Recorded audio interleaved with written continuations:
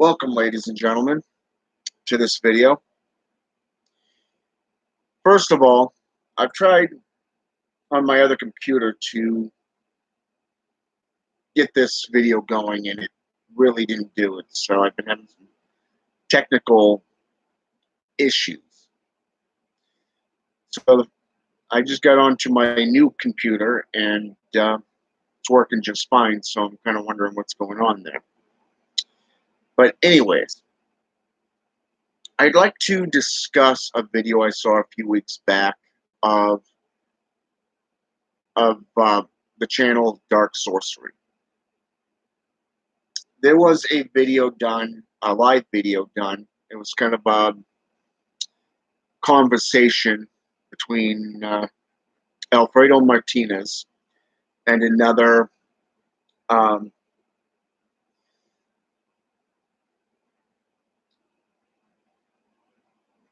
somebody interviewing him, I should say.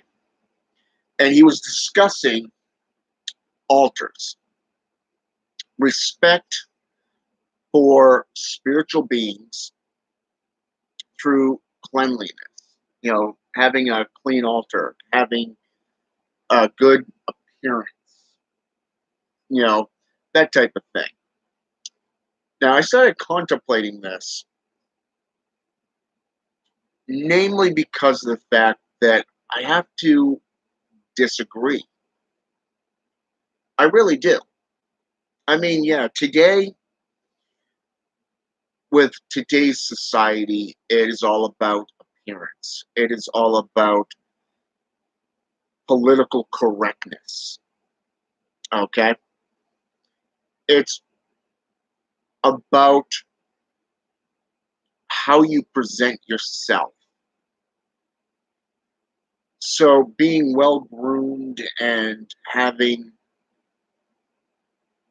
you know, that clean appearance, I can see where he came up with that fact of having a clean altar, having a clean altar room, and clean everything else. It does show, on a sense, respect for the demons, respect for the angels, respect for the jinn, the Ugan, and the Loa. But consider this, and this is where I have to disagree with him. Okay? First of all, if the further back in time we go, altars were not always indoors. They were always practiced outdoors, especially about 200-300 years ago, in the wooded areas, most likely clearings. Okay? Peter Haining, in his book Necromancers, describes multiple different settings. But when we look at this, a lot of times it is a bonfire. A lot of times it is people dancing around or prancing around in some form of, say, outfit, either a kind of, I wouldn't call it a skimpy outfit, but more of the fact of what they used to wear underneath their, you know, the bonnets and the dresses and stuff like that, to basically wearing nothing at all, as pagans believe, that of Wiccans, especially the adult variations. Okay? But if we go back even further, we see, especially around the Renaissance, the Dark Ages, the Crusades, and the Holy Wars, of where stone altars were utilized. Think Stonehenge for Druidism. You know, either here in America in Salem, New Hampshire, or that of England. Prime examples. You know, and it's not just there. There's stone altars all around the world, covered in blood, from blood sorcery to having living, beating hearts ripped from the chests of the victims or the offerings. Now, these things were not only, how should I say this, human, but also animal sacrifices. When we look at the Aztecs, the sun god, Inti, they utilized living organs fresh from the tap to offer it to the gods. When we go into other areas, such as Druidism, there's actual evidence to support a priest or somebody underneath the altar room, or I should say the altar itself, to collect the blood, to where the victim or the offering is placed on the tablet itself, the stone altar, where the blood flows into creases and flows down underneath the altar. We go back even further than this, it becomes wooden. Perhaps bonfires. But still, when we get into tables, you have skulls and bones from corpses. There's a lot of indications within necromancy of not only reanimation of corpses due to all the way up as far as the early 19th century, where it flows from spiritual divination, such as chiromancy, conjuring forth spirits through a skull, a human skull, to perform some form of divination act of past, present, and future type fortune telling, to asking a specific question to get the answer. The Witch of Endor, to Dr. Faust, 15th century, all the way up into Francis Barrett, the Magus, all describe reanimation of corpses. Even in voodoo, it speaks of altars where rituals are performed. A lot of times you're seeing alcohol being spit upon the altar, animal sacrificing where the blood is sprayed upon the altar itself. Palo Mayumbi is the same way. Quimbanda, Umbanda, even Santa Morte. Hoodooism, you have chickens with their heads being cut off.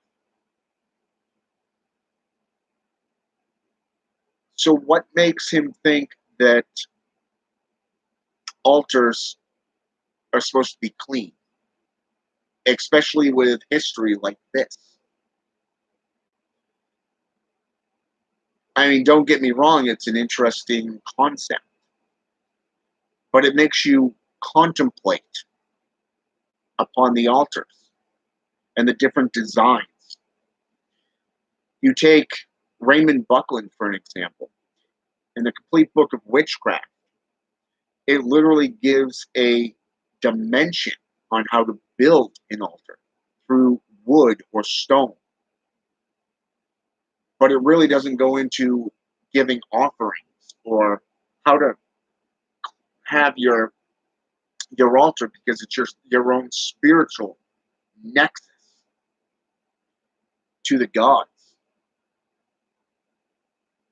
How does it play into this concept? How does he what's his opinion upon this? You know, I mean, even in Satanism,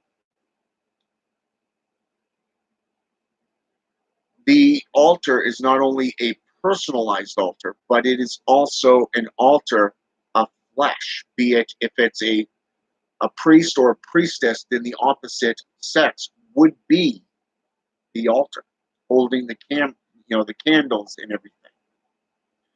You'd have an apprentice to hand the practitioner performing the rites the tools that they need.